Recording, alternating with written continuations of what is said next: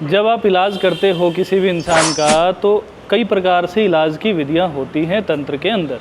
तंत्र में कई बार झाड़ा दिया जाता है, कई बार काट की जाती है, कई बार जल पिलाया जाता है या फिर जो है हवन आदि किया जाता है। कई प्रकार से कई चीज़ें की जाती हैं, शक्ति के द्वारा भी किया जाता है इलाज।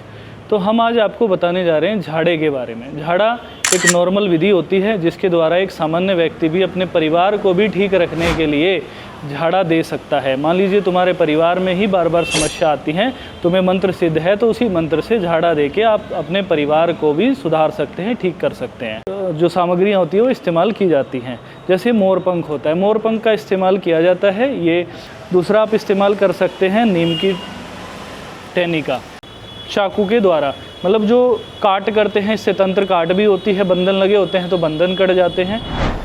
ओम नमः दोस्तों, मैं महारुद्र देवेश दैविक धाम में आपका स्वागत करता हूं। आज हम आपको बताने जा रहे हैं इलाज के बारे में। जब आप इलाज करते हो किसी भी इंसान का तो कई प्रकार से इलाज की विधियां होती हैं तंत्र के अंदर। तंत्र में कई बार झाड़ा दिया जाता है, कई बार काट की जाती है, कई बार जल पिलाया जाता है या फिर जो है हवन आदि किया जाता है। कई प्रकार से कई चीज़ें की जाती हैं, शक्ति के द्वारा भी किया जाता है इलाज। तो हम आज आपको बताने जा रहे हैं झाड़े के बारे में। झाड़ा एक नॉर्मल विधि होती है जिसके द्वारा एक सामान्य व्यक्ति भी अपने परिवार को भी ठीक रखने के लिए झाड़ा दे सकता है। मान लीजिए तुम्हारे परिवार में ही बार बार समस्या आती है, तुम्हें मंत्र सिद्ध है, तो उसी मंत्र से झाड़ा दे के आप अपने परिवार को भी सुधार सकते हैं, ठीक कर सकते हैं। झाड़ा देना एक नॉर्मल व्यक्ति को भी घर में आना चाहिए। पहले टाइम में क्या होता था, हर घर में या गांव में या परिवार में किसी न किसी को झाड़ा देना आता था। तो घर परिवार में कोई छोटी मोटी समस्या आती थी, बुखार आदि के भी हर प्रकार के झाड़े होते हैं, हर बीमारी के, ठीक है। तो उन बीमारियों के झाड़े के द्वारा झाड़े भी देते रहते थे और दवाइयाँ भी दे देते थे, तो दोनों चीज़ों से अच्छा असर होता था। तो आपको झाड़े के बारे में हम सिखा रहे हैं। झाड़ा कई प्रकार से दिया जाता है और कई प्रकार से जो सामग्रियाँ होती है वो इस्तेमाल की जाती हैं। जैसे मोर पंख होता है, मोर पंख का इस्तेमाल किया जाता है। ये बहुत ही पवित्र होता है। जैसा कि आपको पता है मोर पंख के बारे में, स्वयं भगवान श्री कृष्ण अपने सर पे धारण करते हैं और मोर एक शुद्ध अच्छा पक्षी माना जाता है जिसके पंखों को जो है ना नेगेटिव ऊर्जा खत्म करने में इस्तेमाल किया जाता है। तो मोर पंख जो होते हैं एक इस प्रकार से बंधे हों, पीछे ऐसे बंधा रहे, ठीक है। ये आगे पीछे नहीं सरकते, इस तरीके से आगे पीछे नहीं भागते। ये पकड़ने के लिए, एक सही पकड़ने के लिए आपने बनाना है ताकि झाड़ा लगाने में आपको आसानी हो जाए, आप आसानी से पकड़ सके, आपकी ग्रिप रहे। बहुत मोटा नहीं कर देना है कि वो पकड़ में ही नहीं आए, ऐसा नहीं करना है, ठीक है। भरे होने चाहिए। जब ये ख़त्म हो जाते हैं, धीरे धीरे ये झड़ते चले जाते हैं, टूटते भी हैं, तो ये ख़त्म हो जाते हैं तो नया बना सकते हैं। इस प्रकार से आप मोर पंख का झाड़े के लिए इस्तेमाल कर सकते हैं। दूसरा आप इस्तेमाल कर सकते हैं नीम की टहनी का। नीम के जो पत्ते होते हैं, टहनी होती है, इससे भी आप झाड़ा लगा सकते हो। इसका जो विशेष लाभ होता है वो जहर उतारने में होता है। सर्प का, बिच्छू का या किसी भी चीज़ का जहर उतारना हो तो इससे बहुत ही अच्छा बेनिफिट मिलता है। यहाँ तक कि पीली आदि जो होते हैं उसमें भी इससे फ़ायदा मिलता है, उसमें इससे झाड़ा देने पे बहुत अच्छा लाभ मिलता है। या फिर माता जिनको आ जाती है तो माता मतलब कि जो चेचक आदि नहीं होते हैं उसमें भी आप इससे झाड़ा दे सकते हैं। तो इस प्रकार से आप झाड़ा दे पाएंगे। एक झाड़ा होता है चाकू के द्वारा, मतलब जो काट करते हैं इससे तंत्र काट भी होती है, बंधन लगे होते हैं तो बंधन कट जाते हैं। तो एक झाड़ा चाकू के द्वारा भी होता है। तो अलग अलग विधि होती हैं। आप जल से भी झाड़ा दे सकते हो। आपके पास कुछ नहीं है तो आप जो है ना झाड़ू, सीख वाली झाड़ू होती है, उसकी सीखें कुछ लेके उनसे भी झाड़ा दे सकते हो। अगर आपके पास और भी कुछ नहीं है तब आपके पास जल हो, गंगा जल हो, उसको पढ़ के और मरीज़ पे डालते जाओ, बार बार पढ़ो, मरीज़ पे डालो। उस तरह से आप इलाज आसानी से झाड़ा दे सकते हो, आसानी से उसका इलाज कर पाओगे। तो हम विधि बताते हैं कैसे आप आसानी से झाड़ा दे सकते हो। हम सबसे पहले इसके बारे में जान लेते हैं। मैंने बताया कोई भी झाड़ा देते हैं तो आपके शरीर पे कोई ना कोई देवता होने चाहिए। हमने एक विशेष विद्या हम आपको देते हैं। जो विद्या हम दे रहे हैं उसमें हर प्रकार के झाड़ने के भी, अलग अलग बीमारियों के भी मंत्र होते हैं, ठीक है। उस मंत्र के द्वारा आप आसानी से उस बीमारी में आराम दे सकते हो सामने वाले को, ठीक है। और आप आसानी से ही उस कोई भी, अगर इसमें कोई नेगेटिव ऊर्जा भी लगी होती है ना, कई बार झाड़े से वो भी उतर जाती है, भाग जाती है। क्योंकि मंत्र में पावर होती है। तो मंत्र अगर आपको नॉर्मल यूज़ ना करें तो ज़्यादा अच्छा होगा। आपको विशेष मंत्र चाहिए तो हमसे आप वो विद्या प्राप्त कर सकते हैं। हम उस विद्या को साल में एक बार देते हैं, जिसे हम कहते हैं गुप्त नाद विद्या। इसके अंदर सर्पों के मंत्र हैं, झाड़ने के, कीलन के, कवच के। घर में आपको कवच करना है या किसी के यहाँ गए हैं उसके यहाँ पे कवच करना है, वहाँ पे आप उसको इस्तेमाल कर सकते हो। अपना कवच करना है, परिवार का कवच करते रहिए, ताकि कोई तंत्र विद्या आदि बाहर से करे तो उसका आप पे असर ना हो। इस विद्या को ज़रूरी नहीं है कोई तांत्रिक बनेगा, भगत बनेगा तो वही इस्तेमाल करेगा। एक सामान्य व्यक्ति जो अपने घर में सब कुछ मंगल में चाहता है, ठीक ठाक चाहता है, वो भी इनका आसानी से इस्तेमाल कर सकता है। तंत्र विद्या के अंदर आप इनका इस्तेमाल करके वहाँ भी फ़ायदा उठा सकते हो, घर में भी फ़ायदा उठा सकते हो। इस नाद विद्या में, गुप्त नाद विद्या में बहुत ही प्रकार के आपको मंत्र दिए गए हैं। जब आप इनको इस्तेमाल करोगे तो व्यापार आदि में भी लाभ प्राप्त कर सकते हो। कुछ मंत्र हैं जो व्यापार बढ़ाने के होते हैं, कुछ मंत्र हैं जो आपको धन प्राप्त करने के होते हैं। तो वो मंत्र आप प्राप्त करके आसानी से आप इलाज कर सकते हो, या फिर जो है अपना व्यापार बढ़ा सकते हो, धन लाभ प्राप्त कर सकते हो, कवच कर सकते हो, घर में कीलन कर सकते हो, किसी का इलाज कर सकते हो, बीमारी में आराम दे सकते हो। तो मंत्रों को आप प्राप्त करें, हमसे संपर्क करें। सितंबर महीने में ये विद्या दी जाती है, तो आप हमसे संपर्क करके इसे ले सकते हो। साल में एक ही बार दी जाती है, तो याद रखिएगा, ठीक है। वरना आपके पास दूसरे मंत्र उनका इस्तेमाल किया जाता है। दूसरा, इसमें आपके पास जिन देवता की आप पे कृपा आशीर्वाद होती है उनका इस्तेमाल किया जाता है। कभी भी इलाज करने से पहले सबको प्रणाम करते हैं। अब मैं आपको विधि बता रहा हूँ, दिखा रहा हूँ, ठीक है। जैसे हम इस बच्चे पे अभी दिखा रहे हैं आपको कि किस प्रकार से आपको झाड़ा देना है, काट करनी है, ठीक है। सीधे बैठा देना है, सीधे बैठ जाओ बेटा। हाँ, हाथों को खोल लेना है, हाथों को इस प्रकार से खुलवा देना है।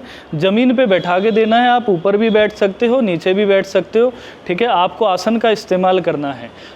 अब इस समय जो है ज़्यादातर लोग ऐसे ही देते हैं झाड़ा देने समय। मैं आपको एक विशेष बात बता रहा हूँ जो आपको इस्तेमाल करनी है। आपको कोई ना कोई नीचे अपने पैरों के नीचे कपड़ा डाल लेना है, कपड़ा हो या फिर कुछ भी चीज़ें हों।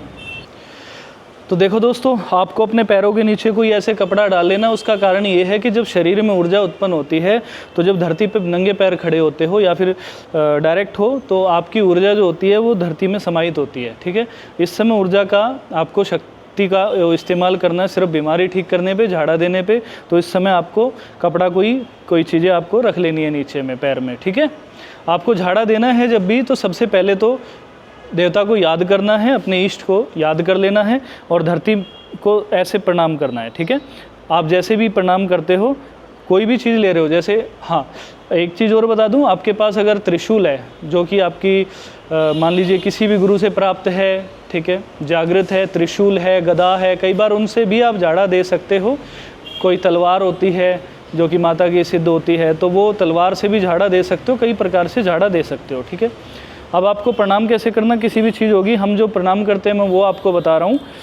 माता पिता को प्रणाम, धरती माता को प्रणाम, गुरुओं को प्रणाम, माँ भगवती दुर्गा को प्रणाम, क्योंकि मेरी इष्ट माँ भगवती दुर्गा हैं। और अगर मैं झाड़ा दे रहा हूँ माता काली से, तो फिर माता काली को प्रणाम। अगर हनुमान जी से दे रहा हूँ, हनुमान जी को प्रणाम।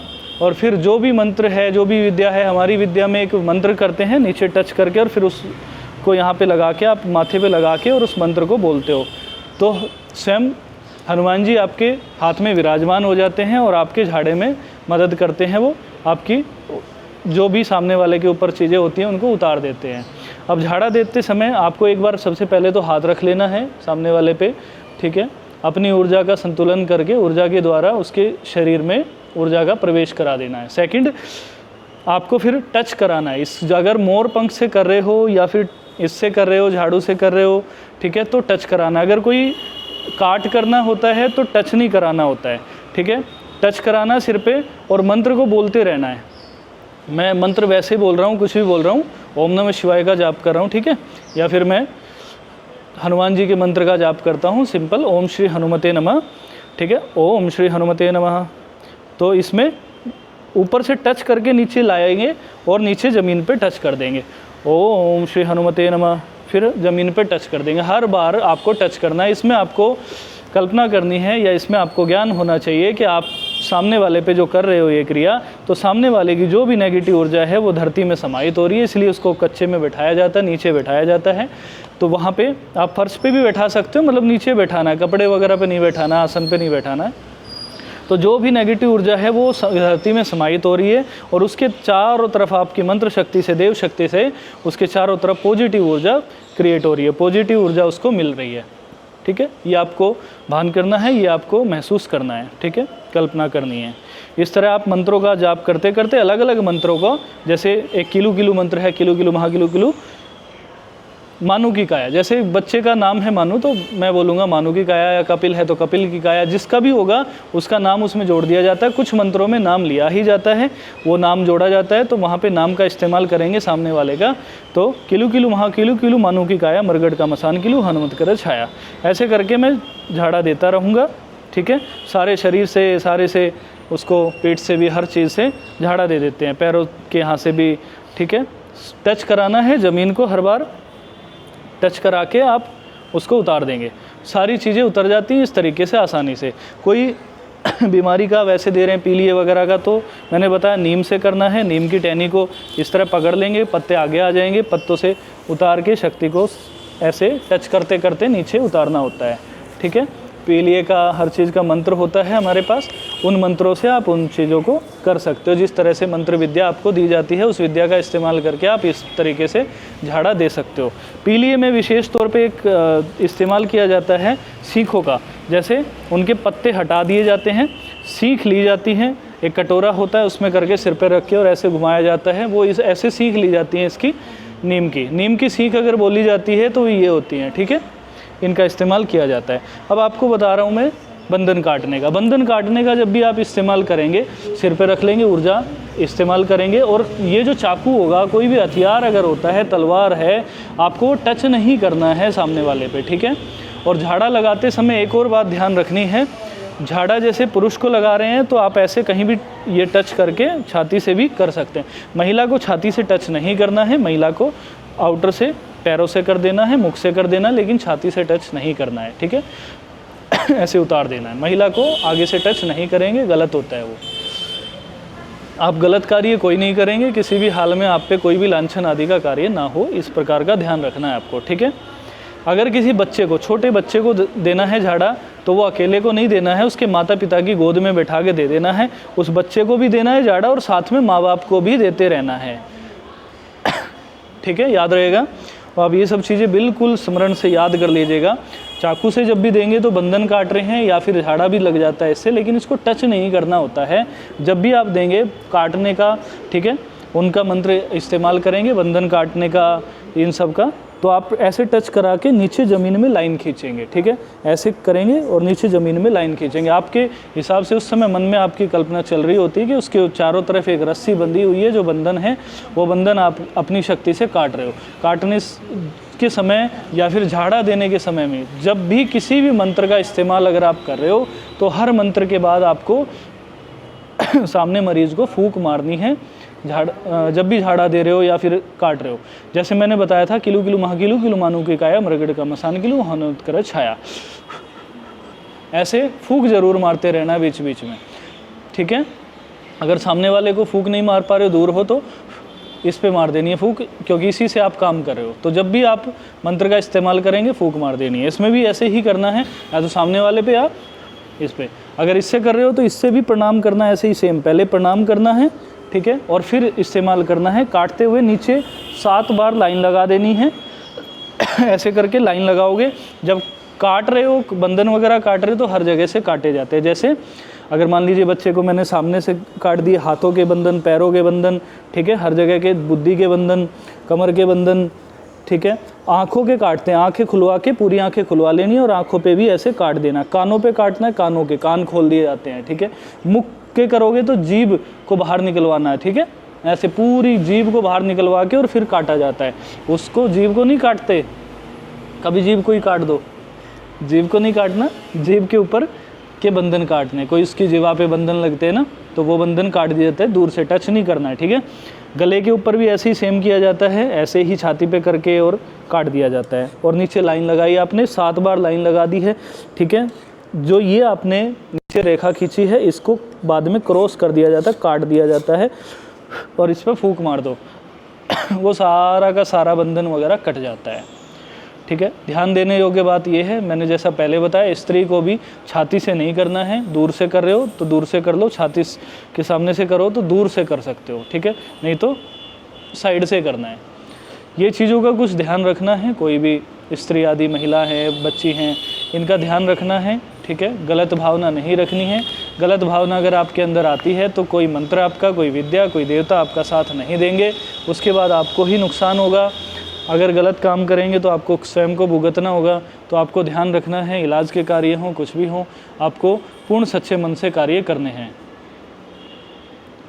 आप इस पूरी विधि को ध्यान रखेंगे, पूरी जो मैंने विधि सिखाई है आपको झाड़ा देने की, इस विधि को आप ध्यान रखेंगे और किसी भी हाल में कोई गलती नहीं करेंगे।